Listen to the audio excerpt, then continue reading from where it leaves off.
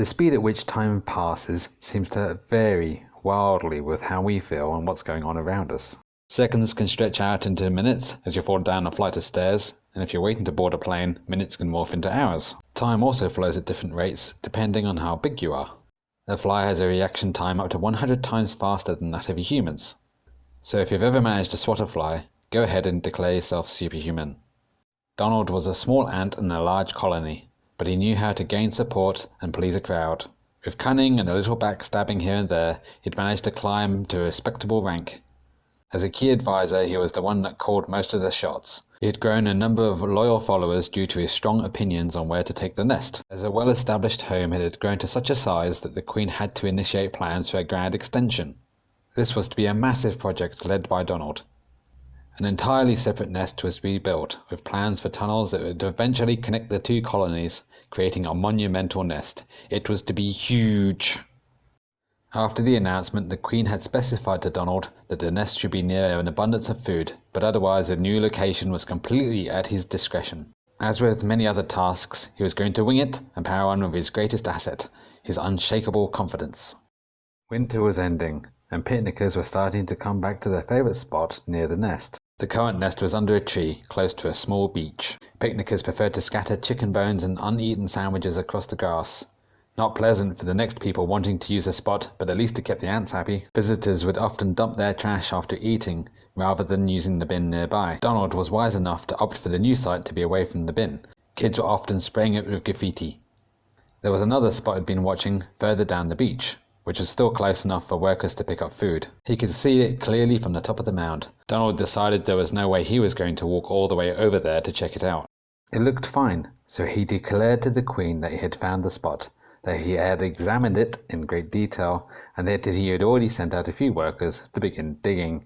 To get the project completed faster, Donald requested the aid of nearly the entire colony, with the exception of a few key workers. The Queen was uneasy about the request, but Donald was an amazing peddler. He pushed a point that would finish at an incredible speed and build the best nest ever. The Queen relented and made the order known to the rest of the colony. Tens of thousands of ants began marching out of the nest, down and across the hot sand to the new location. Donald stood at the exit with the Queen, watching and giving a double thumbs up to each ant as they left the hole.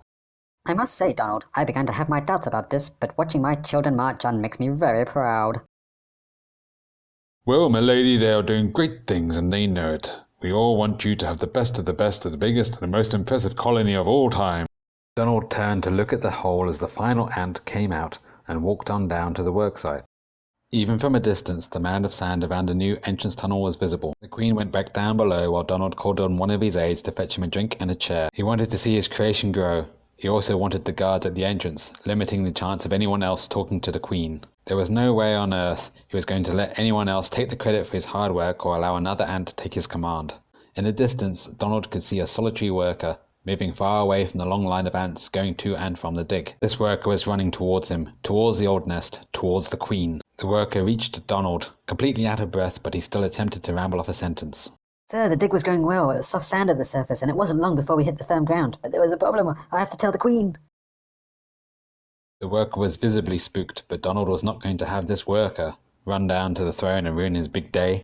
Well, you look exhausted. I'll tell you what, sit here and have a drink. Get your breath back, tell me everything. The Queen is busy at the moment, but I will pass on the message. Donald stood up and pushed the worker into his seat with a small drink. Something is very wrong. We're all doing well with the dig, but there's a lot of vibration coming from somewhere. There's also a giant snake in the distance. You can't see it from here, but it's super long. It's not moving, it looks dead, but that thing is scary. The worker looked up towards Donald with terrified eyes, desperate for some reassurance.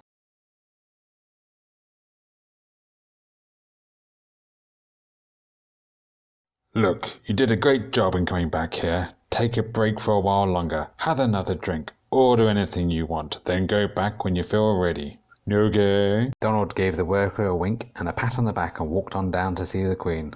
The Queen was giving birth to future workers as Donald barged in. Donald needed to control the information in a favourable way. He knew this type of thing would not stay a secret, and the only way to bury it was to sell it in a better light.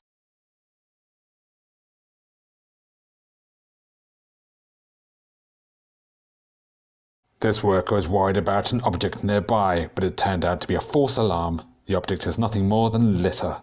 The best part is that there are all types of amazing foods nearby, so we won't even need to send workers out to the bin. The Queen showed restraint, but she was visibly upset about Donald bursting into the birthing room while she was in such a compromised position. I wish you would knock before entering. What am I doing here? It's a bit private, yes? The food part is good news indeed. Please carry on with the good work and close the door on your way out. The Queen went back to pushing and Donald rushed back to make sure the worker was still sitting quietly in his chair. The worker was still there, but standing and shielding his eyes from the sun. The worker was trying to get a better look at something going on in the distance, far behind the news site. Donald stood behind the worker and tried to get a better idea of what was taking place. Both of them could see the smoke rising. It looks like smoke over there, but it's far, far away. Shouldn't be a problem. Donald patted the worker on the back again and sat back down. The worker turned around for a second, then back again to watch the mystery smoke off in the distance. Smoke, and it's a long way off, but it's exactly behind the snake, and now you can feel the ground shaking, all the way over here. Donald patted the worker on the back and sat back down. The worker turned around for a second, then back again to watch the mystery smoke. Donald had already stopped listening and was laying back in his sunbather. He had closed his eyes and he was trying to get an even tan over his face with a tanning reflector. The smoke plume grew larger and started coming out in large dark clouds. It gave out one final puff, then stopped, along with the noise that was coming from it. The worker looked back in dismay to see his leader giving zero cares about his comrades. You have done us a great service. You are welcome to stay longer, but we have professionals monitoring the site from here. When you're ready, you can return and help your comrades with the dig.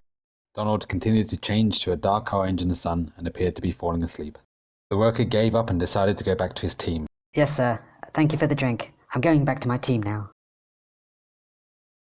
The sun was getting low in the horizon. Donald woke up after what felt like a few seconds. It had in fact been most of the day. The grumbling noise was back, but this time it was smoother, and there was hardly any smoke coming up. The popping sound was gone, replaced by a loud and constant hum. Donald stood up and stretched out his limbs while yawning. There was another sound in the distance, closer and almost inaudible under the whirring and chugging. It sounded like cheering, his favourite noise. As he scanned the horizon, he could see many thousands of worker ants, standing on each other's shoulders on top of the new mound. Workers were shouting and waving, back towards Donald. He rubbed his eyes and gave them a double thumbs up back. Then he waved with both arms in the air.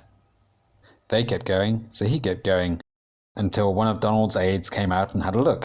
Sir, they are not cheering you on. It would seem that they are surrounded by rapidly rising water and they want us to rescue them. You can see the giant snake is creating huge waves of water and the mound they are standing on is collapsing. Donald looked again and could see most of the ants were already gone. They were quickly diminishing in numbers, and there was nothing that could be done about it. This was going to be a problem if the Queen found out. Good work for pointing it out to me. I want you to go over there right now. Rescue as many as you can. I will go and get back up and I'll be right behind. Donald pushed the aide off to get him started on running down to the site. The loyal aide obeyed the order without question. Donald went below to relay the news to the Queen. My Queen, there is trouble at the dig. We've been betrayed by one of our own. An assistant has set off a chain of events that's led to the death of many of our kin. I'm afraid they are all... Who's dead? All of them. Every single worker on the site has drowned. That is terrible. Is there no chance of rescuing them? I only wish. It's a total loss. I know who the traitor is, and we've just sent my army out to apprehend the culprit. My goodness, I want to talk to this individual when he gets back. Make sure that he is caught alive. Yes, of course. Donald rushed out and down towards the unfolding tragedy. After a few minutes, Donald and his loyal followers had reached the aide that he'd sent down earlier. The traumatized aide was watching his fellow workers floating lifelessly in the water. Donald's men caught a hold of the lone ant. Donald stood near the aide at the rim of the pool. The water was now well over the new mound, and so high it was pouring down inside the hole. Donald was angry, but there were some loose ends that needed tying up. Toss him in. That's how we deal with traitors. The soldier ants complied without question, before the aide could claim innocence. The aide made a few dramatic arm movements and tumbles before hitting the water. The large, swirling waves quickly took the struggling ant down.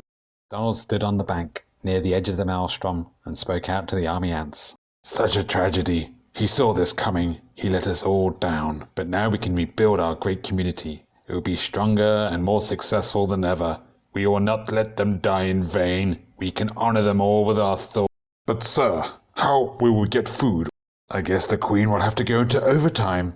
The newborns will have to step up to the plate and show some patriotism.